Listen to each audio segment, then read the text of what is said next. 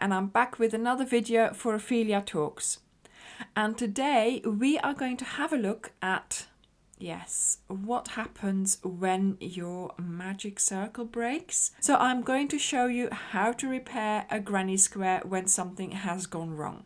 Now obviously I've got them all here separate, they're not in a blanket, but very often I see pictures on social media of people asking, help, please, for repairing this granny square, because of course it's in a blanket, and so now the whole blanket is not usable anymore, because of course we've got a broken square in the middle of it. So obviously you've got to imagine that this is in a blanket and that we are going to repair the square so we can still be using the blanket.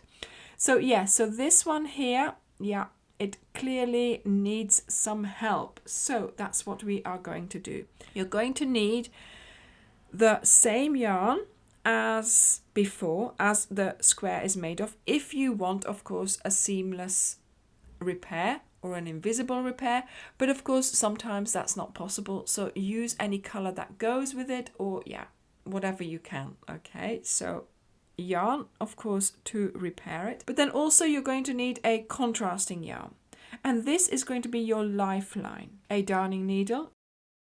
When something like this happens, and if you've made this for your own family, you've noticed it yourself that it's gone broken, or somebody phones you up and say, oh my goodness, I have a broken blanket, make sure they put this away without touching it. Because the more you are going to be fiddling with it, and I'm going to make it harder on myself here, the worse it gets. Look at that. Okay?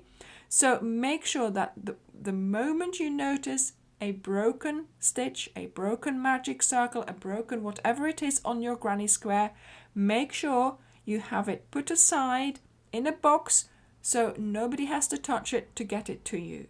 Get a contrasting yarn, put it on a needle, and you're going to put in a lifeline. This is what I call a lifeline. So we are going to have a look at where the stitches are situated.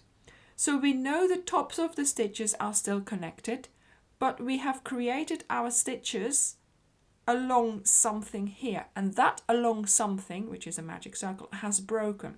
So we've gone around the magic circle, so now we need to just put in another one just to save our work. So I'm just going to go in and I pick up 2 loops for each stitch. It doesn't really matter which direction you pick them up in, as long as they're picked up. They might have been twisted or whatever, but as long as you've picked them up to save them in this case. Okay? So here as well, what have I got here? Was this the start? This looks like the start of the magic circle, so I'm going to leave that in there for now. I'm just going to pick up these two here. Yeah, okay, so that's that cluster. Then here I think I still have, here, look, this is the magic circle. I still have these on my magic circle, but even so, I am going to put them on a lifeline so that should I pull something in a moment, I'm not going to pull them undone. Okay? And here as well, 2 loops at the base of this stitch, here and here. Okay, so basically now I have already saved my stitches because I've got them all on a thread. And now let's just see, let's just cut off this bit here, take the needle out. Now let's just see what happened. So what is this? This is my magic circle, so let's pull that one out. Oh yeah, there we go, there's a bit of it. This here as well. And yes, so it started here. There we go. So this is at the base of the chain or whatever, of that knot.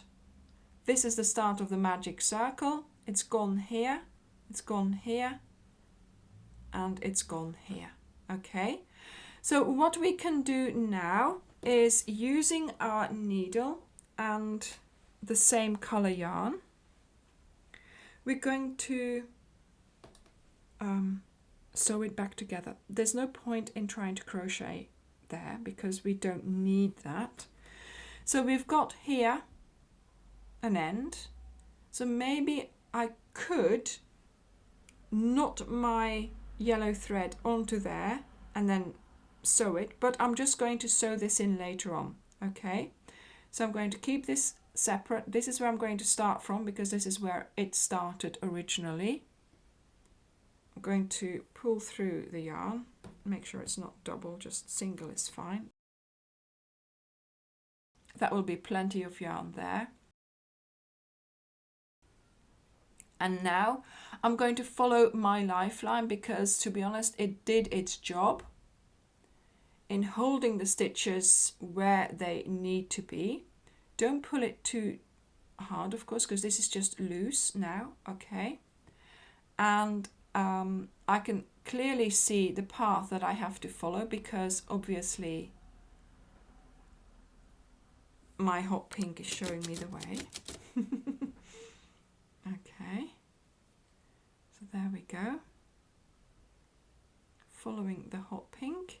And this is why it's good to have a blunt needle, because you don't want to go through the threads, you just want to be able to, you know, go through the stitches. And then here as well, voila, there we go, I think that's that. Okay, so now making sure you hold on to this original end, you hold on to this end here, which is my end of my thread that I've just put in, and I'm going to pull gently and close up the circle. First of all as well, I'm going to pull out my, oh, I did go through it, look at that. So I'm going to have to cut out my my lifeline there. Never mind, that's fine. It happens. So let's pull this gently. What happened here? Yeah, it's fine.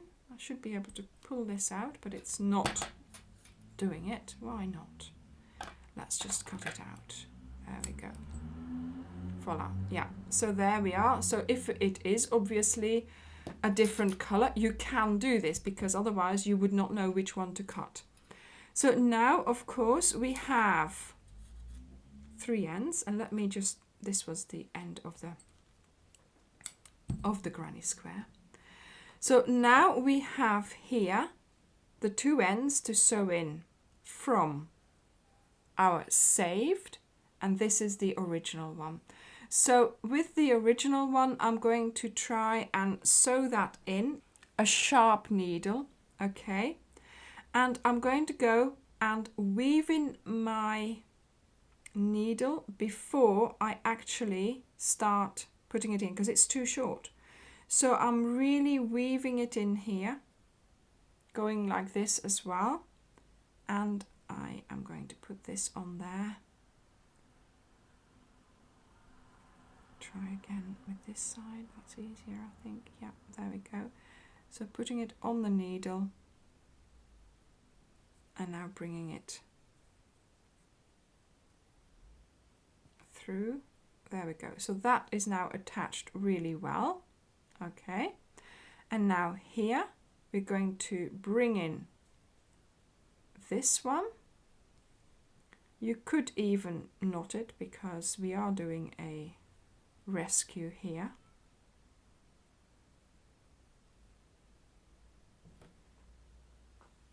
So put a knot in it, pull it tight, and then sew in the ends.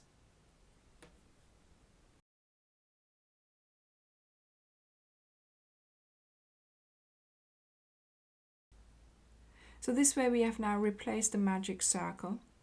And as you can see, I'm sewing in my ends, but I am also going round and round. So I am reinforcing, I am sewing the center of this granny square together. This is never going to come undone again. Okay, as you can see, it's a little bit, how should I call it, matted almost with all the yarn that's in there now, but that is 10 times better than it being broken. And if you can find the same color yarn, of course, you will be able to make sure that this repair cannot be detected anymore. There we go. Look at that. So let me cut off these, and I should have done this one in as well, but never mind. There we go. So look at that. I have repaired the center of our granny square. We've got this little end here to still cut off. It's been woven in and it should be fine now. There we go. So we have one repaired granny. So we started with a granny square with a broken magic circle. We repaired it and I showed you how to use a lifeline in the course of doing so. I do hope you have enjoyed this video, and I do hope you will keep this technique up your sleeve just in case you need it. Of course, I hope you will never have to use it, but just in case, you will know how to repair a magic circle. I hope you found this video useful, and I hope you would consider subscribing and leaving me a comment down below, and also give me a thumbs up. If you know someone who would be interested in this specific technique or in any of the other videos that I do, please don't hesitate to share this video with them. Thank you very much for watching, and I will see you in the next video. Bye!